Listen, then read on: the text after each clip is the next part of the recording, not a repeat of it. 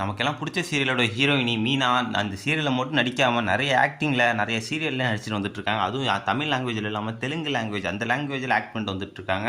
அது சீரியல்னு சொல்ல முடியாது, ஷோ. அதாவது குக் வித் கோமாளி அந்த ஷோவில் வந்து ஒரு கோமாளிக்கு இதில் ஆக்ட் பண்ணி தமிழில் இவங்க ஒரே ஒரு சீரியல் ஆக்ட் பண்ணிட்டு வந்துட்டுருக்காங்க. அதாவது சிறகடிக்க ஆசை நமக்கு எல்லாத்துக்கும் தெரியும். அந்த சீரியல் சரியான ஹிட், டிஆர்பி நல்லா டிஆர்பியில் இப்போ வரைக்கும் நல்லா போயிட்டுருக்கு. ஆனால் அவங்க அதோட நிறுத்தாமல் ஒரு ஷோட நிறுத்தாமல் அவங்களுக்கு தெரிஞ்ச லாங்குவேஜ் தெலுங்கு, தமிழோட அவங்க நல்லா தெலுங்கு நல்லா தெரியும். அதுலேருந்து என்ன பண்ணலாங்கிற மாதிரி அதில் ஆப்பர்ச்சுனிட்டி கிடச்சிருக்கு. குக் வித் கோமாளி அந்த ஷோவில் கோமாளி அப்படிங்கிற ஆக்ட் பண்ணிட்டு வந்துட்டுருக்காங்க. அது மட்டும் இல்லாமல் தெலுங்கு சீரியல்லே அவங்க நிறைய ரோல் பண்ணிட்டு வந்துட்டுருக்காங்க. நம்ம தமிழில் ஆக்ட் பண்ணுறவங்க இங்கேருந்து தெலுங்கில் போனவங்க இவங்க மட்டும்தானா அப்படின்னு கேட்டிங்கன்னா அதுதான் இல்லை. பாண்டியன் ஸ்டோர்ஸ் 1 சீரியலில் வந்து தனம்ங்கிற கேரக்டர் அன்னி கேரக்டரில் ஆக்ட் பண்ணவங்க தமிழ் குக் வித் கோமாளியில் இருந்தாங்க. அது மட்டும் இல்லாமல் குக்காக இருந்தாங்க.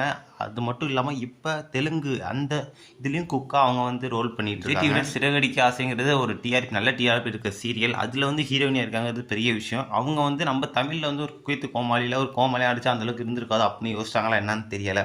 ஆனால் தெலுங்கில் இப்போ ஒரு கோமாளியாக அடிக்கிறாங்க ஏன் அப்படின்னு ஒரு கேள்விக்குறி தான் இருக்குது. இவங்களுக்கு இவ்வளோ பெரிய ஆக்டர் ஆச்சு, இப்படி இருந்துக்கிட்டு தெலுங்கில் போய் ஏன் கோமாளியாக நடிக்கணும்? ஒரு குக்கா கூட அவங்க நடிச்சிருக்கலாம், அந்த ரோலில் கூட அவங்க இருந்திருக்கலாம் அப்படிங்கிற மாதிரி. தெலுங்கில் வேறு யார் இருக்குன்னு பார்த்தீங்கன்னா தனம் அந்த கேரக்டர் சொன்னால். அது மட்டும் இல்லாமல் நமக்கு தெரிஞ்சவங்க தான் பாபா மாஸ்டர். அவரும் வந்துமே தமிழில் வந்து குக் வித் கோமாளி குக்குங்கிற ரோலில் இருந்தார்.